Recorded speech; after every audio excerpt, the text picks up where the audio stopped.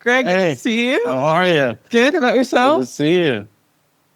Is Greg Mark your legal name? It is not. It's short for my first and middle name. Which Yeah. is My full name is Gregory Michael Menching, which is a mouthful. So that's why it was shortened when I started doing my art, because it's just a little bit easier to say and search. that sounds more like you should be royalty. Are you royal? I don't know about all that. Yeah. Not yet. All right, your art is all around the world in every sport, in every industry, and all the things. Where did that start? Take us back to your first piece of art where you knew you loved doing this.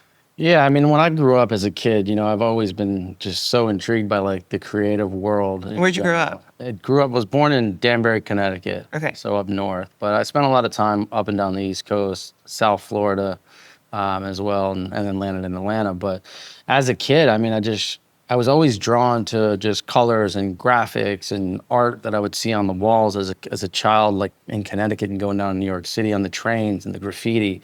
Um, and always just trying to recreate it and draw it and come up with my own things. And I think that's when that spark hit me, was like that first time seeing all that. And then it just evolved over time. It was just something that, like a snowball effect where, I started in small sketchbooks and then they got larger. And then, I started painting on walls as a youngster, as a teenager. What'd your mom say? I think at that time they were like, you got to get a real job. And, Was this like walls in the kitchen or walls? Probably both. Okay.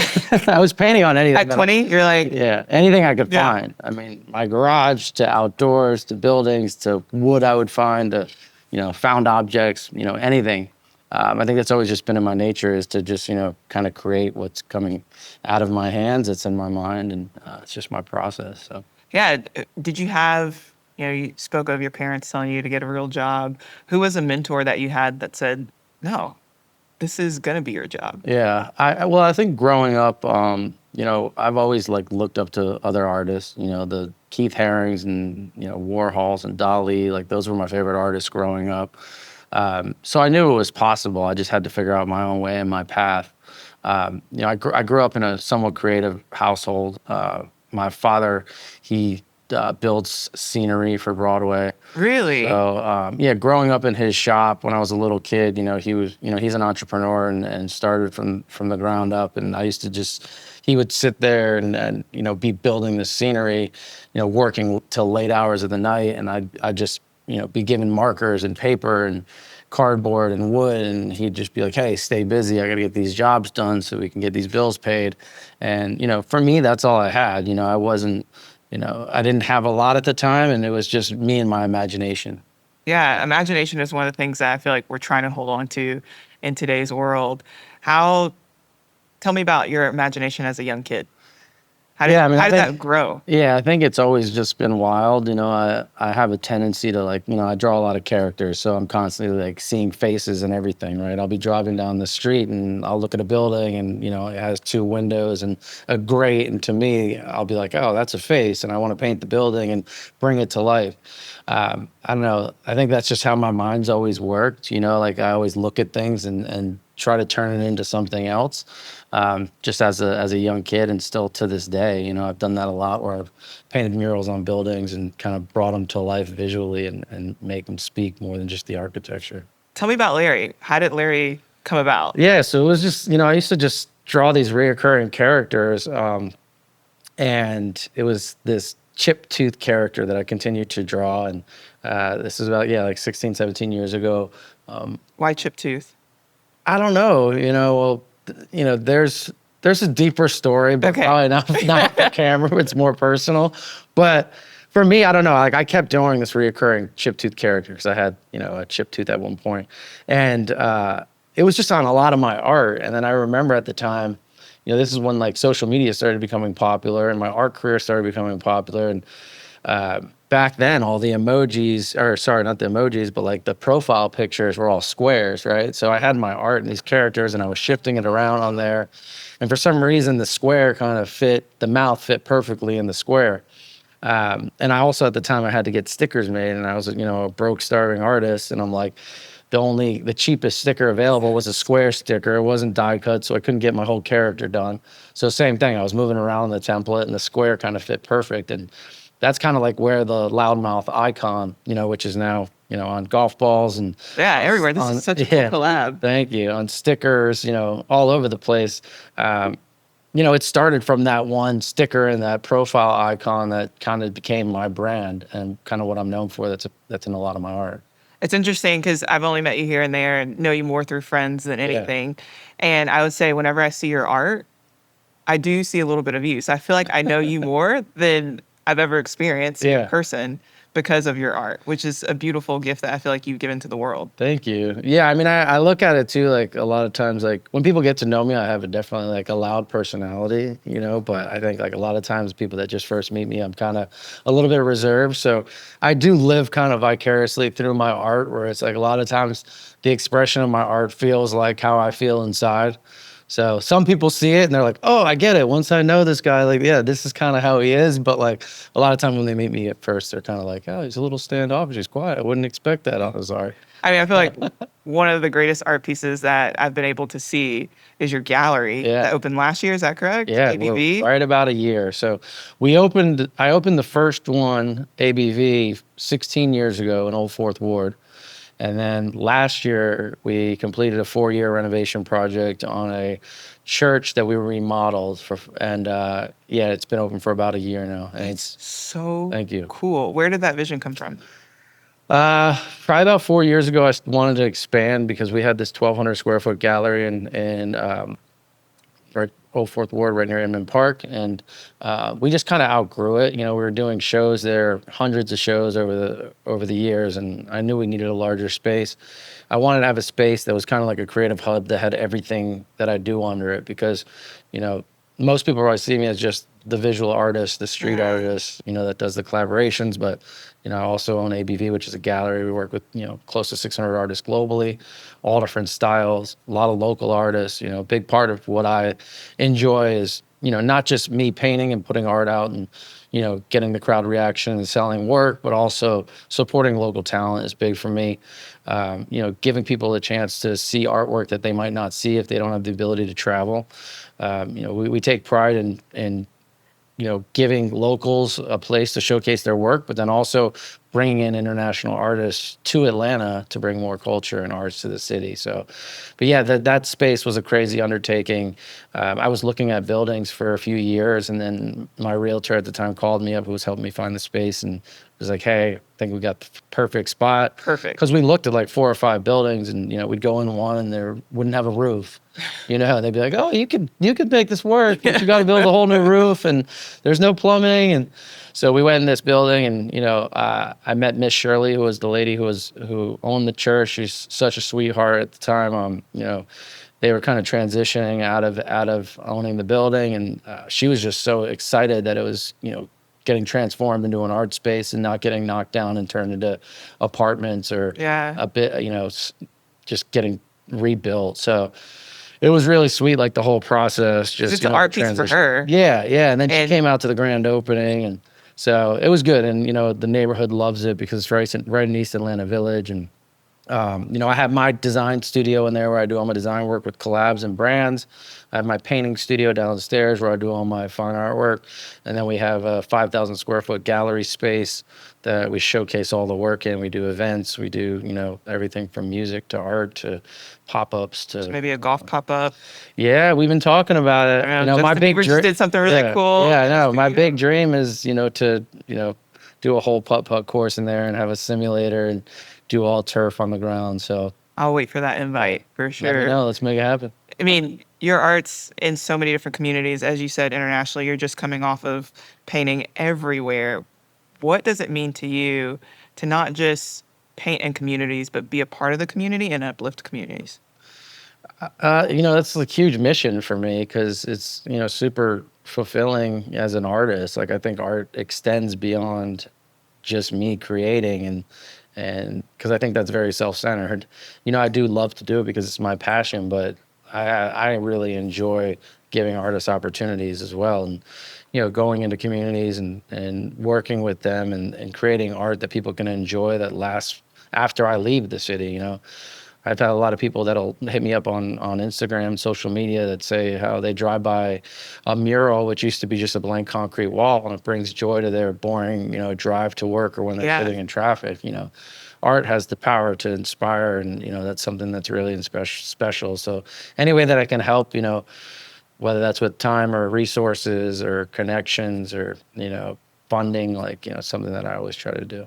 I'm in Atlanta. Why Atlanta be home for you? Or why is Atlanta home? Yeah, so I went to school at Florida State. I studied art there. Oh, Florida State. Yeah.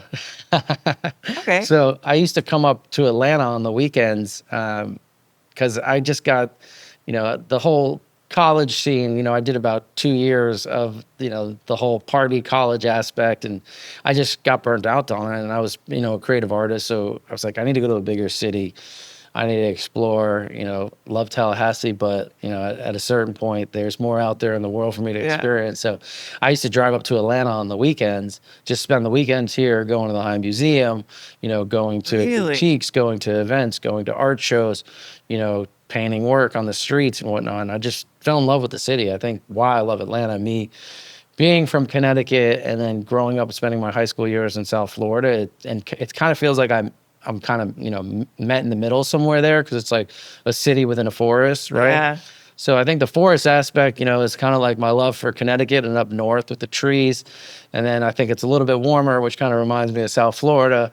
I'm Still not have a freezing. little bit of a winter. Yeah. And then obviously like the major metropolitan feel where it's like, you can, hop into the city, but then still drive 30 minutes and you can be in the mountains, right?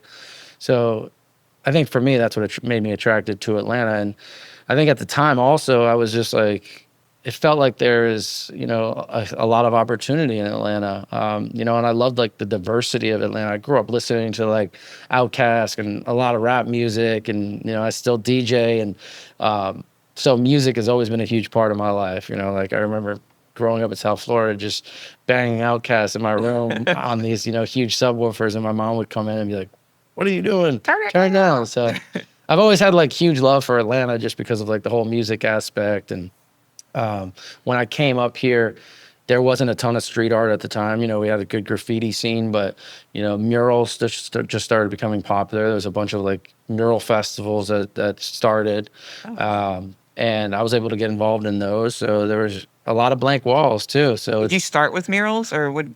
no, I started doing graffiti back in the Graffiti, day. okay. Yeah, and then I kind of transitioned later after I went to college, and had to get serious, with my work, and had a lot more to risk.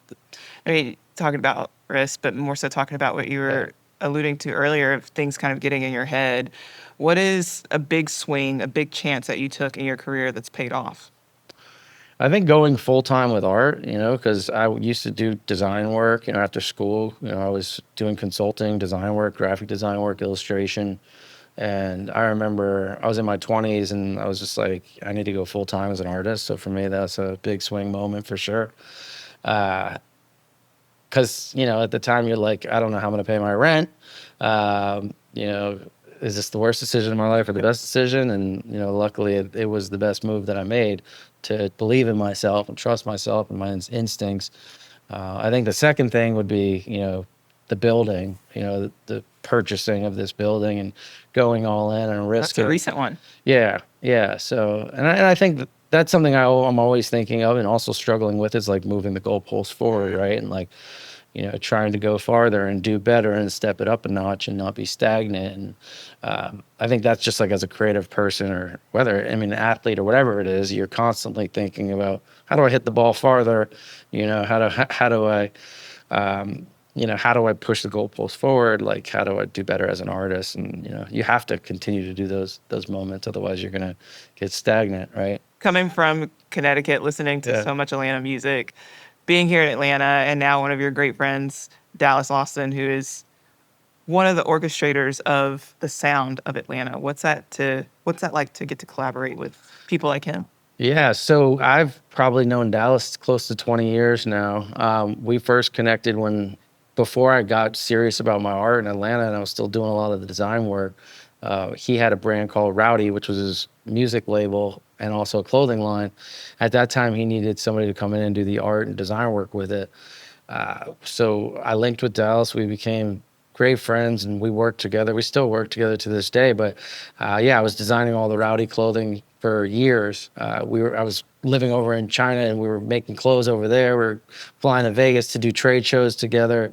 And it's been great because, obviously he's such an icon in Atlanta from a music standpoint and everything that he's touched, all the way down to his incredible storytelling, like as I mentioned, like I'll sit there at times and I'll be like, Dallas, just tell stories and entertain the room because everybody loves to hear all these stories about all these incredible artists that he's worked with. But yeah, I definitely cherish our relationship and our working relationship. And we still, we DJ'd together a few weeks ago on a rooftop here in Atlanta. Oh, So really? it's cool to be able to work on the art side and the clothing, but then also work on the music side with him as well.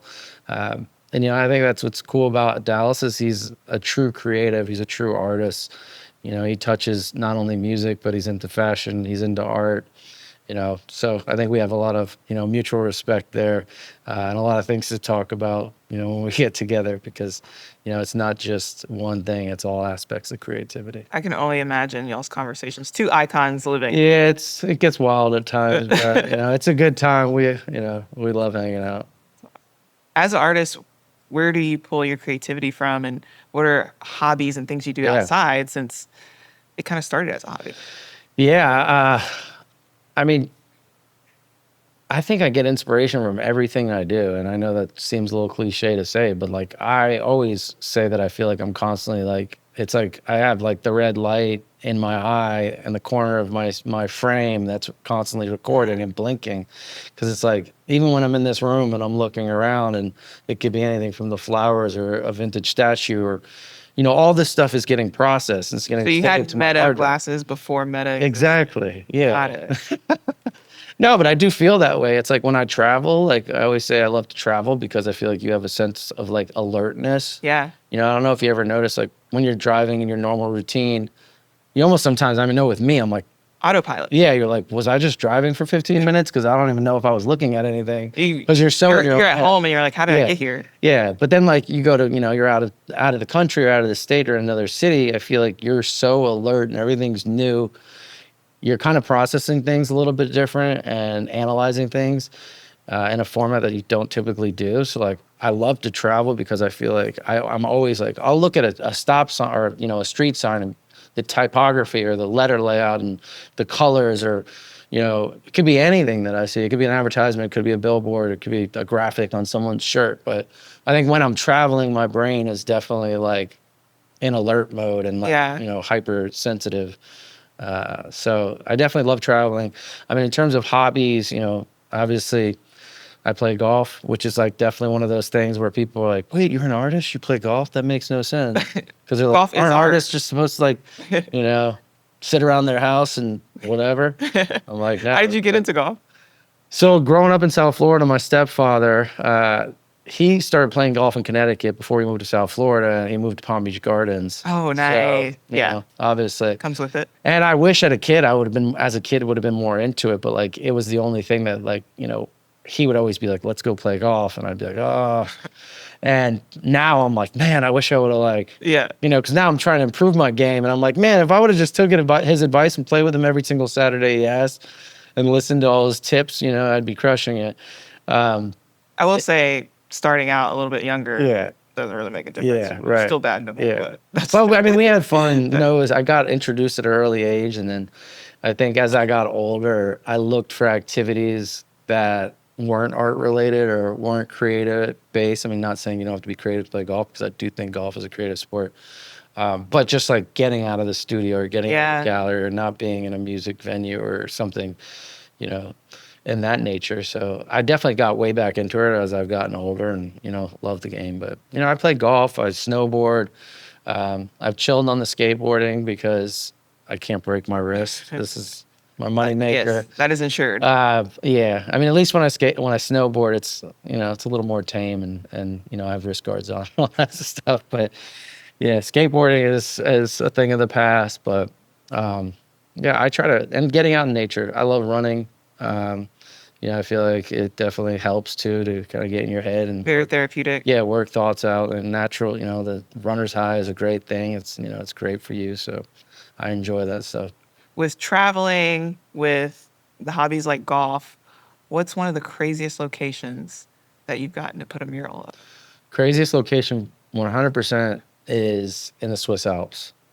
So there's a festival out there called Vision Art Festival, and every year they bring artists out to this ski resort, ski snowboard resort in the summer when there's no snow on the mountain anymore, and then the artists paint like the cement blocks that hold up the ski lifts. Oh, that's So so cool. yeah, so I mean, it obviously like was a I'd never been there at the time, and it was an eye-opening experience just to be the beauty and like awe of just like being on top of these mountains and like painting and then just like turning around and like seeing the Swiss Alps and like Yeah. looking down and there is the town down there and then you look in the distance and you see the snow-capped mountains and you're just like it's me, nature, some cows that are like roaming on the mountain and then the town down below and just painting, and they're like paint whatever you want and that to me was like one of those like pinch me moments when I was like, I was like, I had to get to, I was like, hey, come, I'm going to sit right here and like take a picture of me from behind, like looking down at the town. And the That's when freedom I was to like, paint whatever you wow. want at Yeah. the same time. Yeah. You've done some amazing collaborations. One of my favorite is collaborating art with everything. And one of those things is golf. Yeah. Talk to me about some of the collaborations you've done within golf, starting with the festival.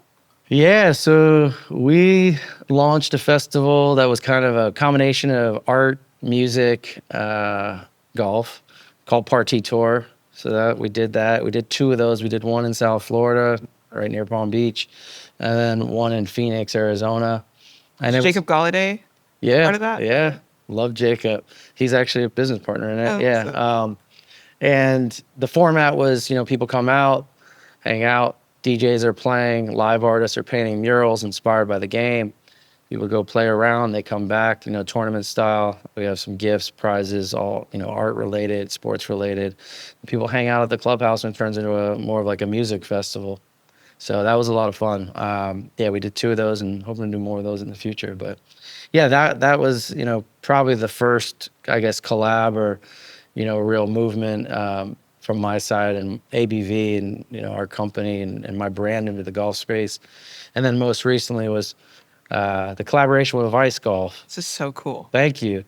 Also, So I will know who hit a ball if I see this out of bounds. Yeah. Yeah, those ones are actually, so we did two versions of the balls, one with the loudmouth character on it, which is the blue version, which is, it's hard to see definitely, when you hit it up in the sky. And then we had the white version, which was an eyeball. So it had my character with the eyeball. So it's kind of a play on, keeping your eye on the ball. And it's fun to putt because you can kind of line it up and almost acts as a bullseye, if you will. Dream collaboration. I mean, I think some of the luxury brands like a Louis Vuitton would be cool. I've seen like what Murakami's done with them. I haven't like done any like luxury goods. Rolex would be cool. Greg Mike Rolex. That'd be really cool. Yeah. I mean, a lot of the sports things I've done, which were big bucket lists. I'd love to paint an entire Delta plane, so let's make that happen. Coin it. It's going to happen next year. I mean, usually when you talk about it, it comes reality. Right. So. Yeah, I think those are like bucket things, like, like definitely a commercial airline, commercial, like, what do you call it? Like boat, no, not a boat, cruise ship, right? Ooh. Like a giant cruise ship would be cool. If you weren't doing this, what would you be doing?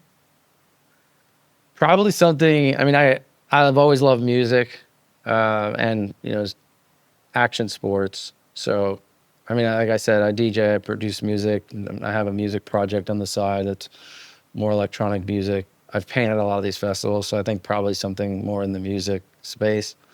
I grew up playing the guitar and, all that as a kid. And I still am like just so ingrained in that culture. Yeah.